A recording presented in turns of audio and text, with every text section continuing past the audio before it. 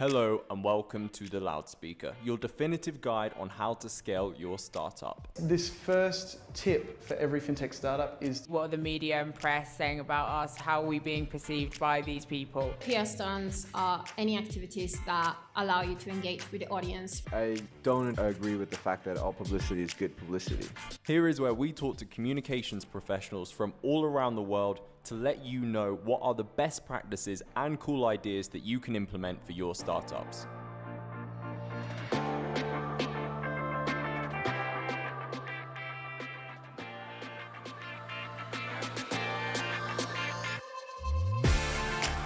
In this episode of the Loudspeaker, we will be going over the most frequently asked questions that we receive from clients here at Publicize. To do this, we will be speaking with different account managers from the Publicize team to go over the answers and invite them to share their own advice for each question. Enjoy. Should we prioritize own media being up to scratch first, or can we move straight to pitching? Journalists need to know enough about your company to learn about what you're doing and be able to write a piece about you. As such, having your website up to scratch is essential, as well as having LinkedIn and Twitter profiles for any key spokesperson you want us to pitch out.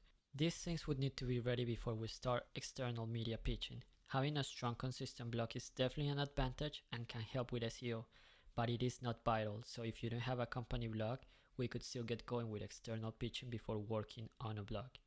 When you first join, we run a PBR, a Publicize baseline rate, to check how much work needs to be done before we hit cruising altitude for pitching. We will let you know how much work needs to be done, ideally, to bring you up to a good standard. Many companies often get interviews and articles rejected because editors are unable to find trustworthy information online, and they are put off by poorly designed websites and inconsistencies across social media channels. That's why we recommend getting your own media in top shape before reaching out to external publications. Should we post all our blogs on Medium or on our own website? To get maximum SEO, keywords, and owned content value, we usually advise you to post all blog content on your own website under a blog section on the site. Though both have their pros and cons, depending on your business goals for blog content, Medium can also offer value because of the power of the platform. Reposting the blog on Medium is not advised, as the Google algorithm will flag the content on your own site as duplicate content, and this can lead to unwanted penalties for your website on Google. However, if you're looking to use the Medium platform for engagement and to connect with readers that already are on that platform, and you're not as interested in the SEO benefits and such, then you can definitely opt for Medium. Well, I know that Publicize is conducting the right strategy for me and my company. Okay, so essentially, when Publicize starts doing PR for a company, we, Publicize, are essentially building the narrative for the company's role in the industry that they want to target. Very much like characters in a novel, we don't get to know everything about these companies or the characters in a novel, and we don't get attached to them right from the very first page. And this is kind of how journalists see the companies that we pitched to them. When we begin our collaboration, we're putting together the building blocks for the ideal scenario of what we call passive interaction with the brand. And this essentially means that you've become a thought leader because journalists seek out you or the company for quotes and commentary and articles, without a PR company like Publicize having to actively pursue those opportunities. But this obviously takes time. Again, this is not a short-term strategy, and Publicize fleshes out the narratives to build the relationships that clients are looking for.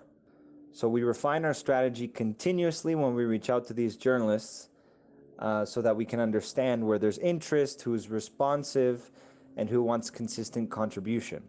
Now, of course, it's very important as well on the side of the company or the client with Publicize to be very vocal about the kind of strategy that Publicize is implementing. So I highly encourage my clients to ask as many questions as possible so that they can understand what we're and why we're doing it, rather than taking a backseat position and just letting things go on cruise control with Publicize taking over the reins. This is very much a teamwork collaboration So we depend highly on our clients being vocal about what they find interesting about our strategies, who they want to target, the readers, what kind of publications, what they want to come out of results that we get from them. So there are many different factors to take into consideration there. Should we do a PR for all news we have as a company? How does Publicize decide what is newsworthy?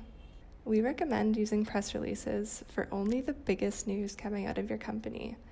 We usually discuss each potential PR on a case-by-case basis to ascertain how newsworthy it is and whether a press release would be the best tactic to use for that particular news. Usually, newsworthy announcements promote something from the company but also have an aspect to them that explains the benefit to potential readers and customers. For example, opening a new location isn't particularly newsworthy, but opening a new location with new positions available for candidates is something that could be considered more newsworthy. One alternative to this is the special pitch. Special pitches are less focused on the announcement or the company and emphasize the impact on the industry in question. So for example, a PR could be used to announce the release of a new technology from your company, but a special pitch could offer more of a story angle about how that new tech is going to solve a relevant problem or issue. In making that distinction, it's clear to see why an editor might be more interested in the impact or the story rather than just an announcement.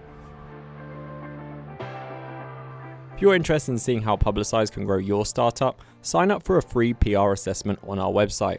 And for a limited time only and exclusive to the Loudspeaker listeners, we're giving subscribers a month free on a 12-month Publicize contract. To find out more, visit publicize.co/lspromo. That's publicize.co/lspromo.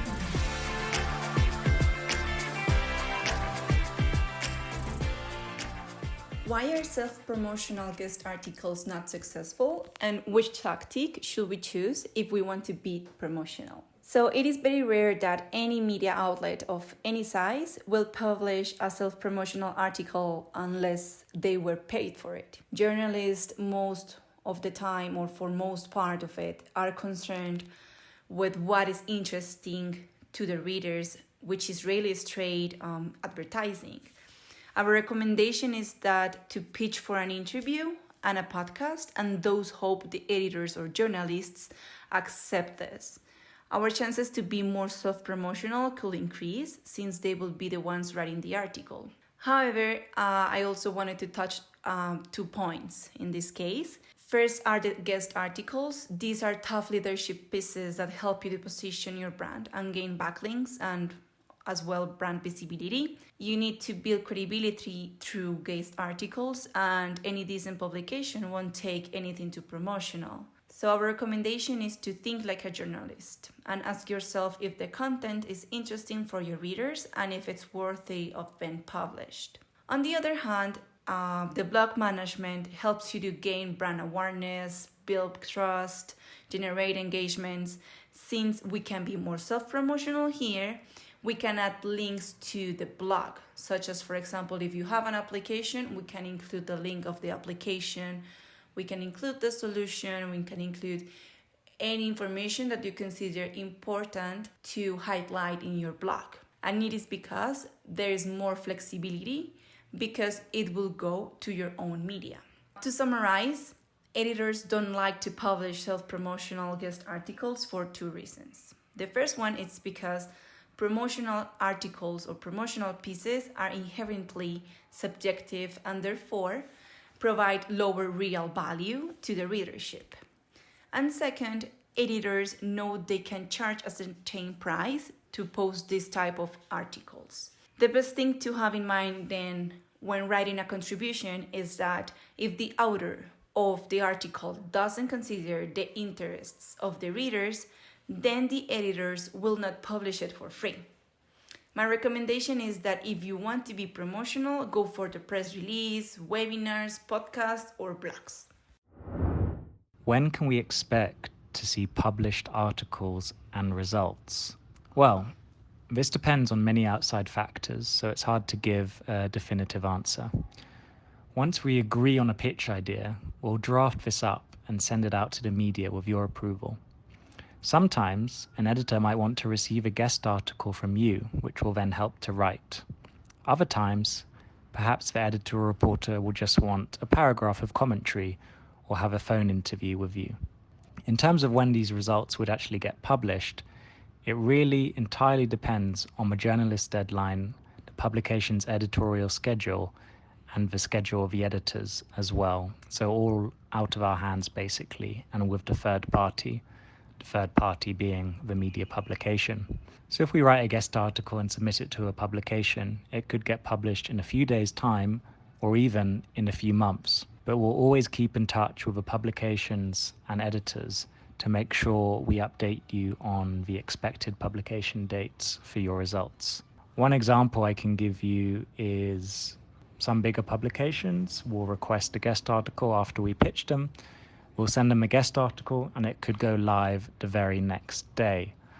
While some niche publications, thinking of retail off the top of my head, might take 2 or 3 months to publish your article, depending on how newsworthy it is and depending on their editorial queue. So yeah, it really depends basically, and it's on a case-by-case basis, but we'll always keep you informed and up to date on the process. What's the difference between PR and advertising? Simply put, the difference between PR and advertising is that PR is organically earned and advertising is paid for.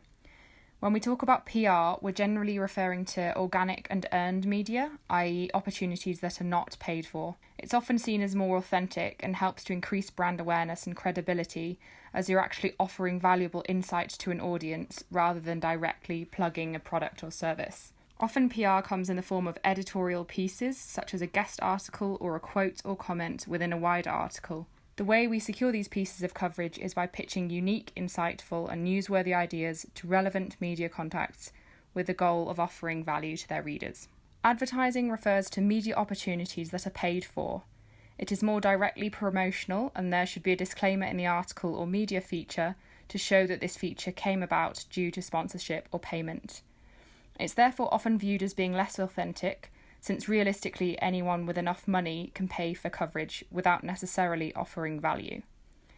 Often the lines get blurred for advertorial pieces, whereby a company representative authors a piece in a publication, and on the surface it seems like an earned editorial piece. However, the opportunity to write for that outlet came about because of payment. So as consumers, we should always be aware that pieces which directly promote a product or service are most often paid for and are therefore a form of advertising. When should I compare my results or PR coverage to my competition? It is not often an apples-to-apples comparison to compare your company to other larger companies in your industry through the lens of PR coverage and results. Often these companies are at different stages of business development and they have large marketing teams or existing relationships with publications. We at Publicize understand that that's where you want to be. Regular coverage on mainstream publications, and that is what we are all working towards.